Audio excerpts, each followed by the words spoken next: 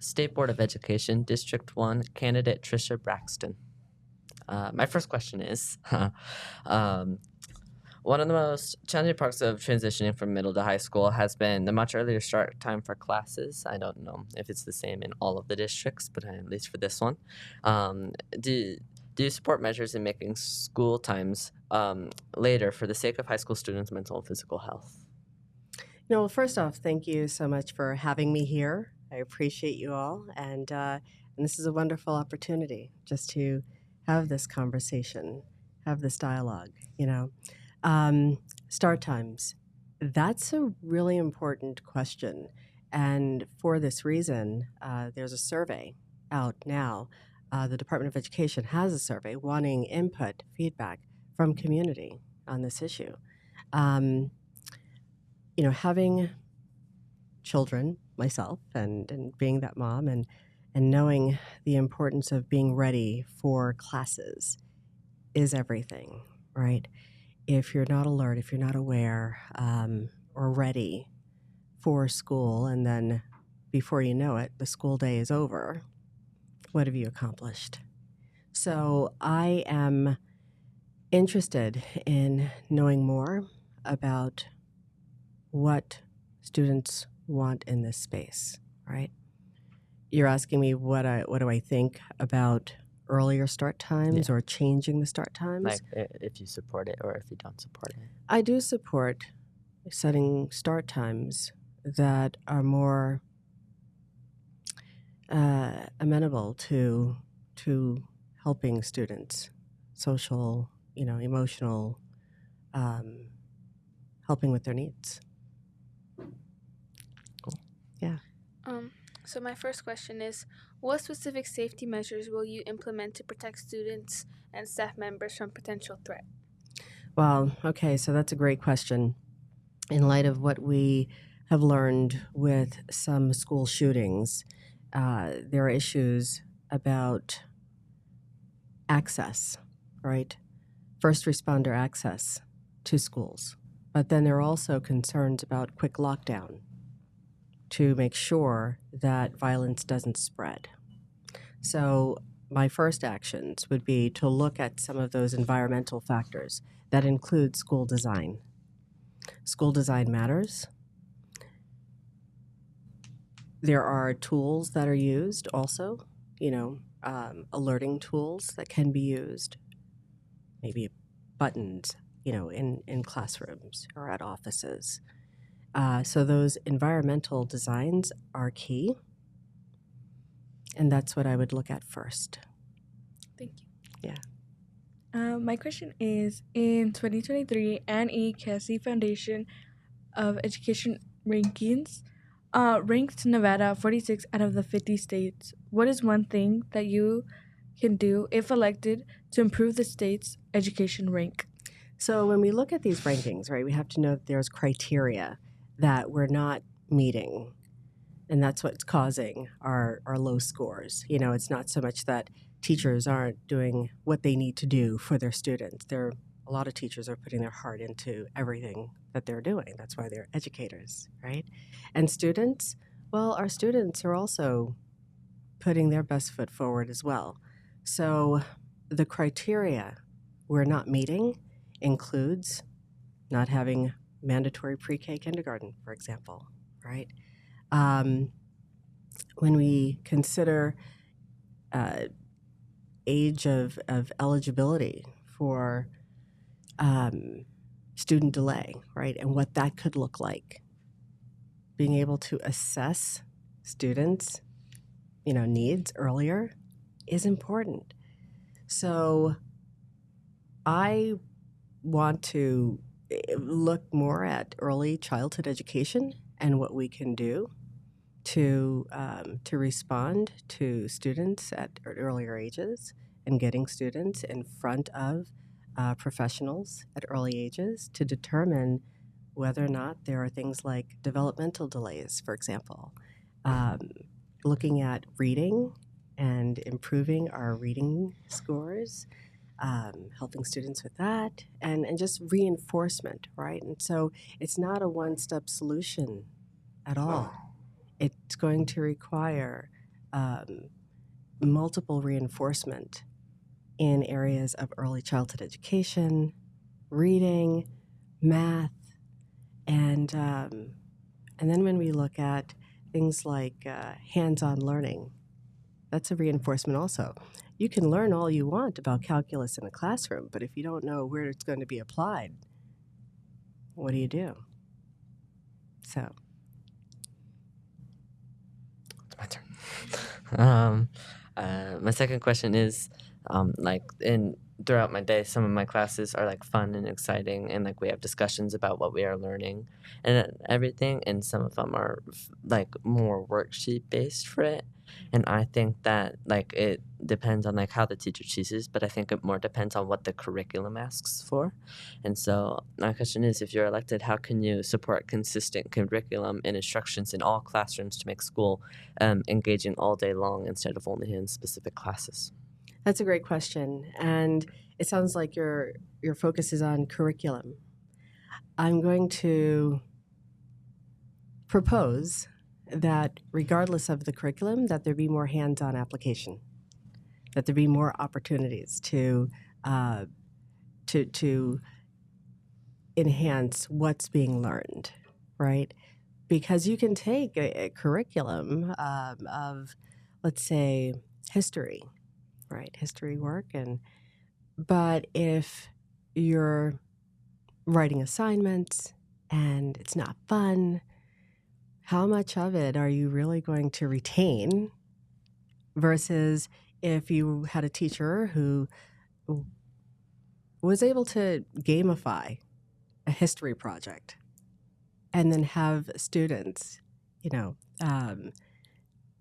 change up what it is that they're supposed to deliver, so instead of just learning about Greek history, write a play, write your own, play as if you were that Greek character, right? Um, Things like that, I think, could help because it's not so much what's being taught, it's how it's being taught. So, my second question is, what are two specific programs or resources you believe should be implemented to address school-related stress and support mental health?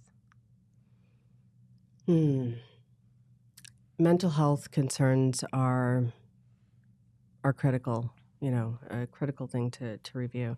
And so you're asking me what are two.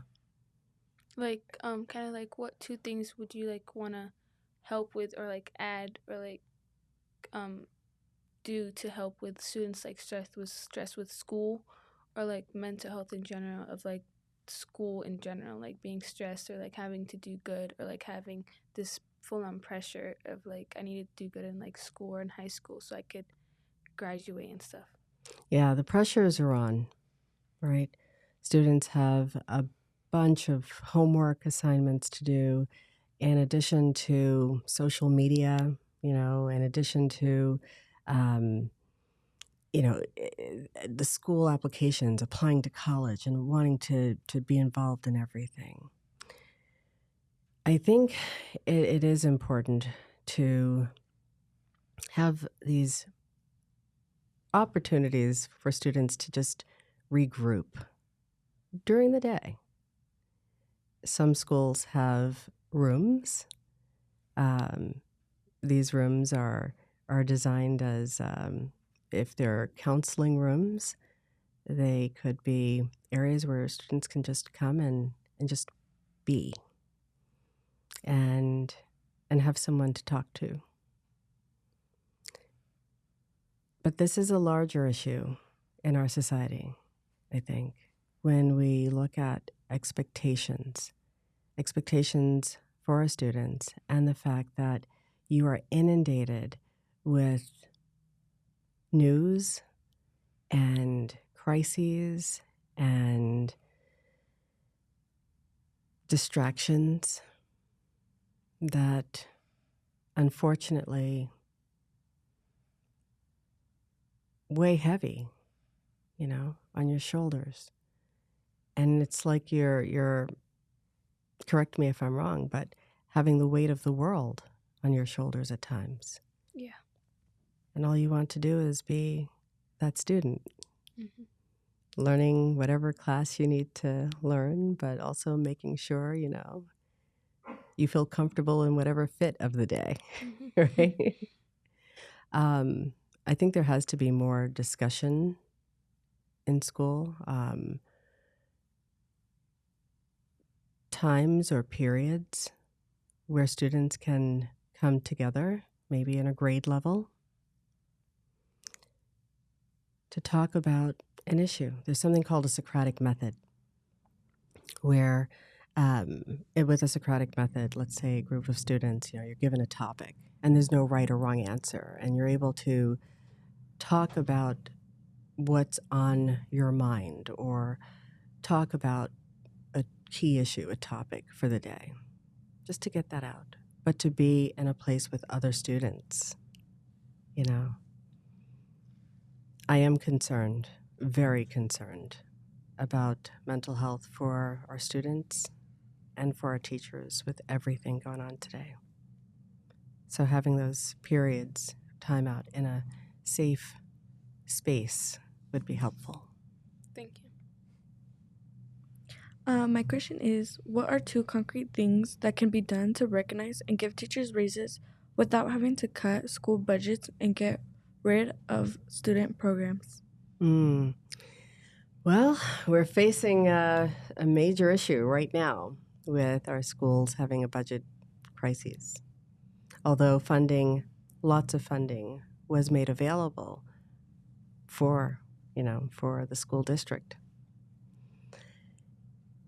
From a state board perspective, that I'd have to learn more about. I'm not in that position yet, and I don't have all the answers for that. Greater accountability, however, is needed for our school districts.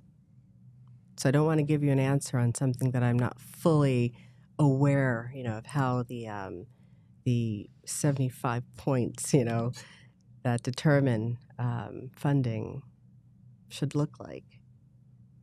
But I know that greater accountability is needed. Thank you. My final question is, to increase security at my school, CCSD has put a fence in around what used to be an open campus at my school. It is now a single entry point to increase safety, but there's like a school at the end of my street where I live, and like I think that's a place where I think our community could come together very well and like be a part of like fun things that could happen at the school. But the fence just feels like it deters people from doing that, and I know that safety is very important. I just wanted to know, if elected, how would you work to ensure that additional security measures to a school will don't make schools feel more inaccessible to students and families and community members. Yeah, that's a real concern. And if I hear you correctly, right, this fence was put up at your school, and does it provide does it make a sense of divide between school and community? Yes, that it feels that way. Like when I'm walking through my campus, it's such because there are multiple buildings where I go to school, so like I have to walk through places, but I feel divided from the area that I'm in. Yeah. And feeling fenced in or caged in isn't a good feeling. No, I don't think so. Yeah, I hear you. Being in a position to make a decision about safety and safety protocols for schools, I would think that several things would have to be taken into consideration. And, we started off with the safety question, and I mentioned environmental tools used, and fencing is one of those environmental tools. I've not seen the fence that you're speaking of, but I'd like to know where it is specifically so I can drive by it and check it out. Um, this is a tough one. And I'm not going to just throw an answer out there for you, because I understand what impact that has on you hearing you ask that question. And I don't know. I really don't know, but I feel your concern. And I'd like to consider other other strategies with your input if you're available, so I can call you and say, hey, here are some other options. What can we do about this? And also your peers, right? And not just on your campus, but other students' campuses, because this is a community question and you're part of the community. So regardless of how I may feel about it, I'd really need your input to make the right decision. So, my last question is, if elected, what strategies will you implement to help prevent students from falling behind and ensure they maintain a strong GPA to successfully graduate and have a good future? Thank you. So what do reinforcements look like? What would reinforcements look like for you? I'm sure the three of you go to different schools, and there might be different opportunities for, let's say, after-school programs, and there might be different goals that you would have, right, to move forward. If there are mental health concerns to be addressed, then that's a priority. That's definitely a priority as I move forward in this education space, addressing those needs. There are multiple reasons why students may not succeed or feel as though they're able to succeed. Looking at data that supports what student success should look like, with input from our teachers and from our students, that's a first step for me. Thank you. Yeah. My question is, what benefit or impact do you believe the restriction of phone use has had on students? What do you believe are the pros and cons of that restriction? All right, so there's a restriction now where there are pouches, right, in high schools, and we'll see what the data says, about, you know, have how schools, how the pouches in schools have been effective.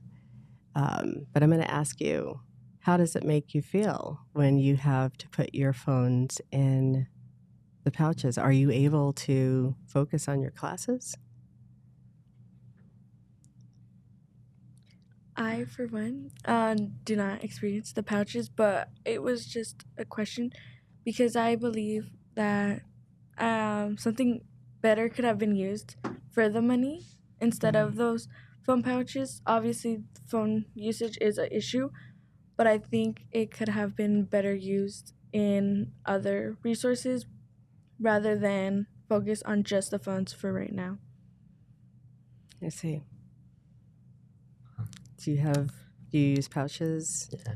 No, my school doesn't use pouches. But I would say like if I was in a school that used pouches, I would just say like maybe it could be like no using phones in class like as a rule, and like if something happens like there could be a simple punishment for that instead of pouches for safety, kind of thing. Yeah. During these times when there are, unfortunately, we have to consider things like school shootings and things happening. And, I'm speaking as a parent right now, not so much as a candidate, but as a parent. I know my daughters have their phones, and if there's an emergency, I'd want to hear from them. Now, as an educator, I also know that I want my students to have as few distractions as possible. I think it's not so much the what of the phones being in the class, but how are the phones used, right? And so there was a reason to purchase these pouches and a reason to consider these pouches. I don't know if it's going to be something to continue long term or continue in certain circumstances, right? I don't think that it should be used as a way to punish students, and so that's why if it's going to be used, then let it be a universal use. So the verdict for me isn't really out yet. You know, I am showing my age when I tell you when I was your age, I didn't have a phone, you know, so didn't have that concern. But for safety, if a student can access their phones to contact their parents in the event of an emergency, then I'm fine with that.